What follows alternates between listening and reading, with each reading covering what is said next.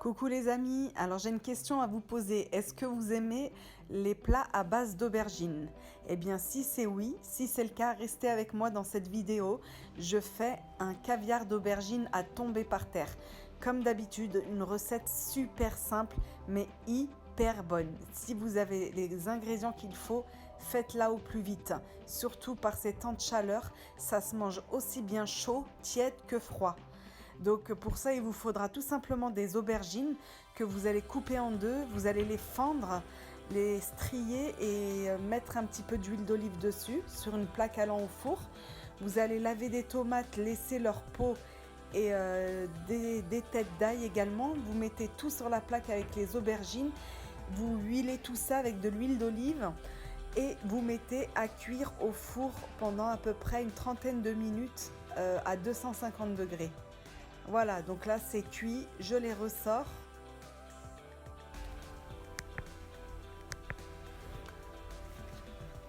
Donc une fois ressorti, on va pouvoir vider la chair des aubergines, ainsi qu'éplucher les tomates et l'ail. Ouais, il faut que ce soit bien rôti, bien grillé, comme ça donne un petit goût de fumée à ce caviar d'aubergine. Même l'ail, mettez-le directement au four. Il va également cuire et avoir un goût meilleur que de le mettre cru à cuire dans la poêle.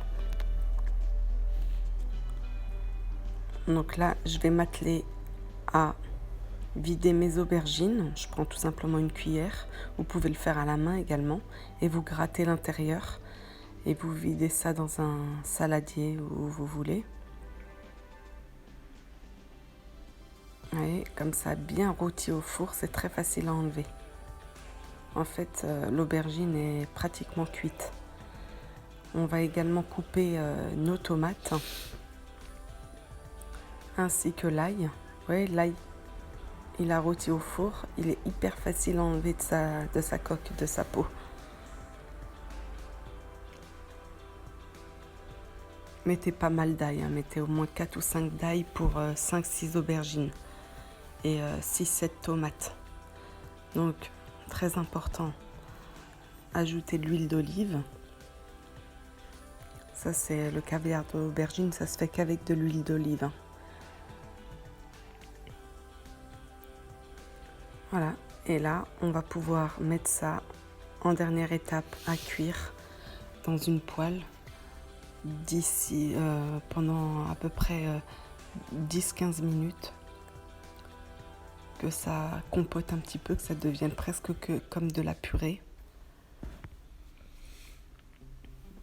Donc une fois que tout est passé au four, c'est très très facile à émincer et mettre ça dans la poêle. C'est pour ça que l'étape du passage au four est très importante. Ça facilite la tâche par la suite. Voilà, je vide tout, même l'huile d'olive, comme ça j'ai pas besoin d'en rajouter.